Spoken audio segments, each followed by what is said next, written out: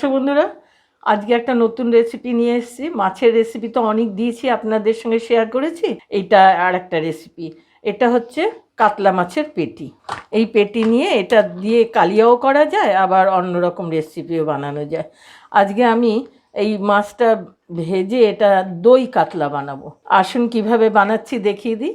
এই 6টা কাতলা মাছের পেটি নিয়েছি। মাছগুলোকে হলুদ আর নুন মাখিয়ে রেখেছি, একটু আগে ম্যারিনেট করে রেখেছি।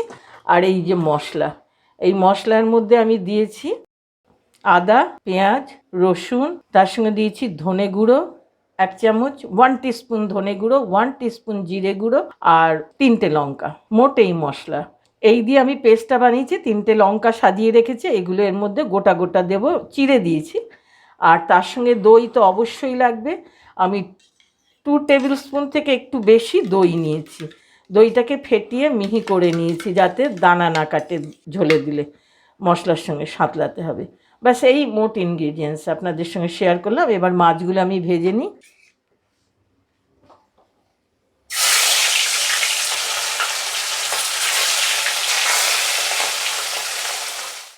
মাছগুলো ভাজা হয়ে গেছে, এবার আমি তুলে নিচ্ছি। এরকম লাল করে করে ভেজে নিতে হবে।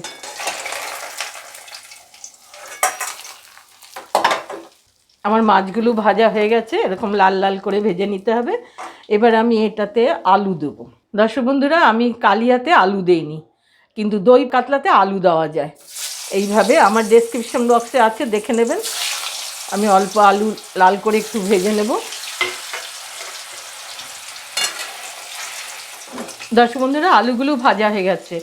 একটা টিপস দিচ্ছি, আমি সবসময় ঢাকা দিয়ে দিয়ে রাঁধি, আর একটু কম আছে রাঁধি।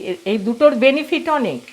তাতে ভাজাটা, রান্নাটা তাড়াতাড়ি হয়, আর ইন্ধনটা কম খরচ হয়। এই কারণে আমি রান্নাটাও তাড়াতাড়ি হয়ে যায়। এই যে ঢাকা দিয়েছিলাম, যে কারণে ভাজাটা তাড়াতাড়ি হয়ে গেল। এবার আমি লঙ্কা 3টে এরই মধ্যে দিয়ে দেবো। ধনে জিরে আদা পেঁয়াজ রসুনের যে পেস্টটা করেছিলাম সম্পূর্ণ বলেছি, একটা টমেটো আছে। এবার এই মশলাটা আমি দিয়ে দিচ্ছি। এবার 1 টিস্পুন হলুদ দিলাম, 1 টিস্পুন অ্যাকর্ডিং টু টেস্ট, যার যার ফ্যামিলি টেস্টের হিসাবে লবণ দেবেন। আর সামান্য একটু চিনি দিলাম। আমার সমস্ত ইনগ্রিডিয়েন্টসগুলো দেওয়া হয়েছে। একটু ভাজা, একটু নাড়াচাড়া করে নেব, ভাজা নয়। এবার আমি দইটা দেবো। দইটা ফেটিয়ে নেওয়ার জন্য কি সুন্দর দেখুন কালারটা এসছে। আর আরেকটা কথা, আমি এখনও আবার ঢাকা দিয়ে দেবো। কেন না, এটা সেদ্ধ হবে, ভাজাটাও হয়ে যাবে মশলাটা। এই কারণে ঢাকা দিয়ে দিয়ে আমি রাঁধি। এই যে আমি ঢাকা দিয়ে দিলাম। মশলাটা কেমন সুন্দর ভাজা হচ্ছে, আর 2-3 মিনিট ভাজা হবে। এই ঢাকার জন্যে তেল ছাড়তে শুরু করে দিয়েছে, সুন্দর তাড়াতাড়ি হয়ে যায়। মাঝে মাঝে একটু নেড়ে দিতে হবে। আমার মশলাটা সম্পূর্ণ ভাজা হয়ে তেল ছেড়ে দিয়েছে।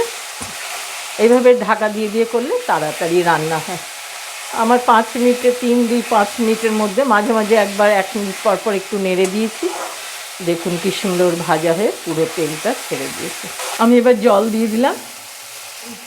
এতটা জল লাগবে, আলুগুলো সেদ্ধ হতে হবে, আর মাছটাও এর মধ্যে দিলে যেন সেদ্ধ হয়ে নরম হয়। আবার ঢাকা দিয়ে দেবো। এবার ফুটে উঠলে আঁচটাকে সিমে দেবো, কমিয়ে দিতে হবে। দর্শক বন্ধু, মাছের ঝোলটা হয়ে গেছে। এবার এর মধ্যে আমি মাছগুলো ছেড়ে দেবো।